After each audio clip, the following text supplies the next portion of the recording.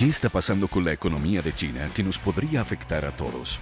Hay una probabilidad importante que China se encuentre en una situación muy difícil.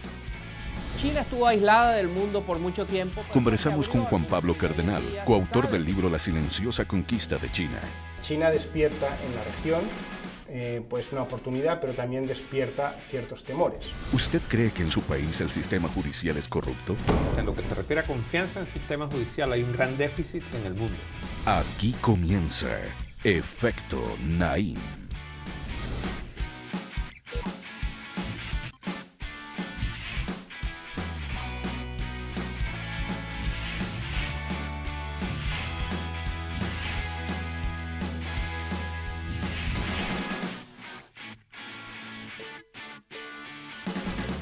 Bienvenidos, soy Moisés Naim desde Washington.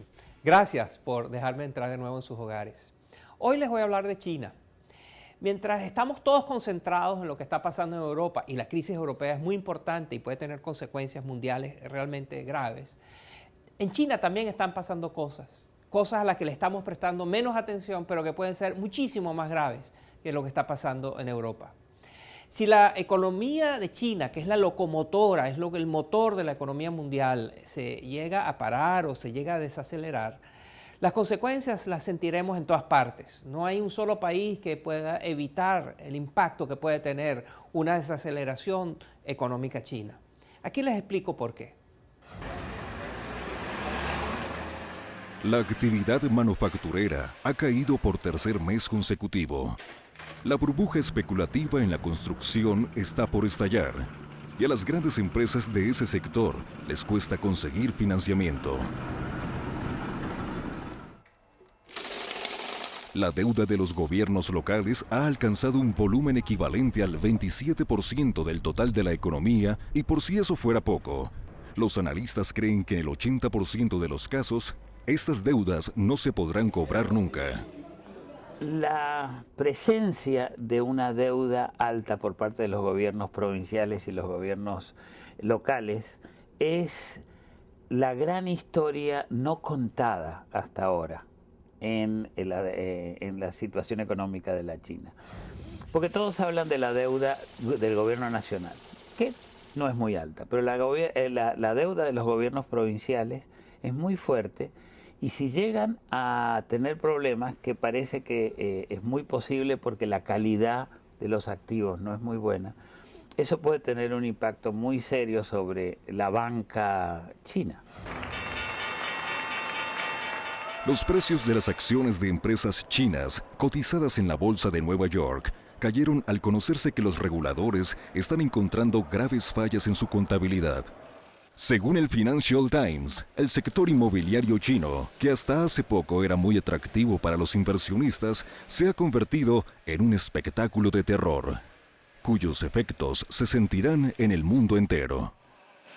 Si la burbuja inmobiliaria de China realmente estalla, eso tendría un impacto muy fuerte, porque mucha gente hoy en día en China, como lo fue en Inglaterra, como lo fue en Estados Unidos, como lo fue en España, pues están haciendo especulación y pensando que los valores de sus propiedades van a seguir subiendo siempre. Y gastan de acuerdo a eso. ¿Quiere decir todo esto que viene un crash en China? No necesariamente, pero hay una alta probabilidad de que en los próximos años China sufra un accidente que frene su crecimiento económico. Este accidente podría ser financiero, ecológico, social o internacional. Tendría además que ser lo suficientemente grave y duradero como para afectar simultáneamente a varias regiones y sectores. Un desplome de la bolsa que elimine gran parte de los ahorros de la gente, la contaminación del agua de una gran ciudad o cualquier otra impredecible situación que produzca masivas protestas callejeras pueden ser la chispa de una crisis que se difunda hasta afectar a toda la economía. De ahí, el impacto se diseminaría al resto del mundo a gran velocidad. El acuerdo social y político que el actual régimen tiene con el pueblo chino es el siguiente. Nosotros creamos millones de puestos de trabajo y ustedes nos dejan gobernar sin exigir mayor participación en la toma de decisiones. Durante los últimos 15 años, la clase media china ha apoyado en buena parte al Partido Comunista, porque el partido quiere estabilidad, al igual que la clase media, porque nadie quiere caos, ningún país puede desarrollarse en caos, pero también hay algunas tensiones nuevas entre el gobierno comunista y la clase media. Si la tasa de creación de empleos disminuye, la legitimidad del régimen también, así como su capacidad de gobernar centralizadamente como lo ha hecho hasta ahora. Creo que es posible que China se vea en el futuro cuestionada por el aumento de la clase media, porque su sistema de gobierno, que es un tipo de gobierno muy particular, es muy centralizado. Es, sin embargo, un régimen que tiene que aceptar la pluralidad, el hecho de que cada vez más personas quieran decir más y que ese número aumentará con el alza de la clase media.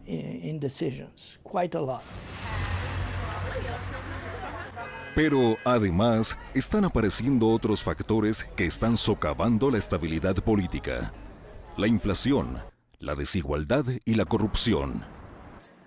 En la década pasada, la inflación fue en promedio inferior al 2% anual. Ahora es de 6.2% al año. Y en los alimentos, el capítulo más políticamente explosivo, los precios se han disparado aún más. La desigualdad económica antes del boom era reducida e invisible para la mayoría de gente. Ahora está a la par con los peores del mundo. Los trabajadores urbanos ganan 3 veces más que los campesinos en las zonas rurales y el número de chinos que entran en la lista de los más ricos del mundo rompe récords cada año.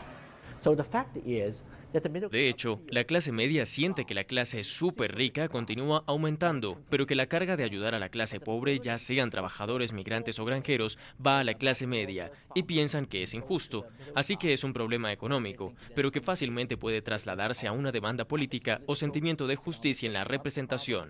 140.000 funcionarios chinos fueron investigados en 2011 por corrupción. La corrupción igualmente se ha hecho más visible y afecta a todos. Los esfuerzos del gobierno por controlarla, que incluyen frecuentes encarcelamientos de funcionarios públicos y hasta la pena de muerte, no han tenido éxito. Las crisis económicas suelen transformar a la corrupción de un hecho irritante largamente tolerado a una potente causa popular que, como en los casos de Egipto o Túnez, contribuye a la caída del gobierno. China aún está lejos de esto, pero la corrupción es un factor que sin duda preocupa mucho al régimen. Yo pienso que hay una probabilidad importante de que haya una crisis en la China. Lo más posible es que no haya una crisis, pero están dados los elementos que si los chinos se descuidan y si la situación en el resto del mundo se pone peor, que China se encuentre en una situación muy difícil.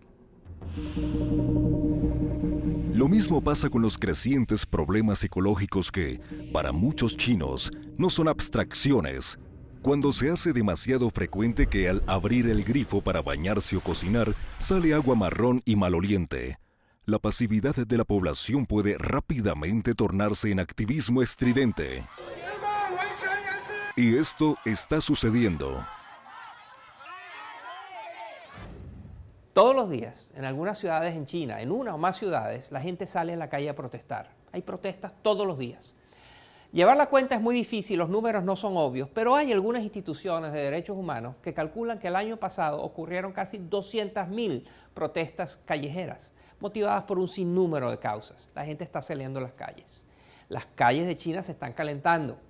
Si esta tendencia, si esta turbulencia social llegara a afectar la economía, si asusta a los inversionistas, si tranca el proceso de expansión económica de China, esto nos afectará a todos. Después de la pausa, vamos a conversar desde Hong Kong con un periodista que viajó por 25 países para entender cómo eran las inversiones de China en esos países, cómo era la relación de estas empresas chinas que ahora son inversionistas extranjeros en estos países, muchos de ellos muy pobres. No se vaya. Más adelante. China está expandiéndose por el mundo en busca de materias primas, ese es el primer factor.